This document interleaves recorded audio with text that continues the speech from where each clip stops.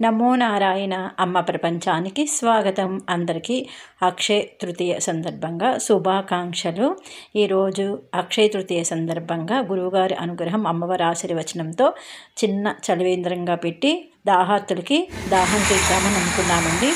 అక్షయ తృతీయ రోజు ఇలా ఈ చిన్న పనులు చేస్తే అమ్మవారు ఎంతో ఇష్టపడుతుంది, శాస్త్రాలు చెప్తున్నాయి.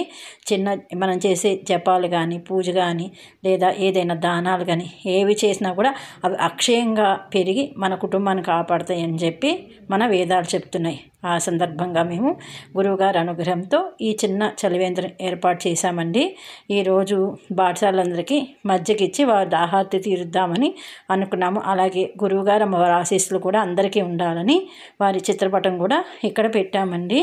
ఇక్కడ అంటే గురువుగారి శిష్యులు వీళ్ళే ఉండి అక్కడ బాటసారులందరికీ కూర్చొని మంచినీళ్ళు అలాగే మజ్జిగ ఇచ్చి వాళ్ళకి దాహం తీర్చి అమ్మవారి కృపకి పాత్రలమయ్యాము. మీరు కూడా ఇలాంటి పనులు చేసి అమ్మవారి అనుగ్రహం పొందాలని మనస్ఫూర్తిగా కోరుకుంటున్నామండి.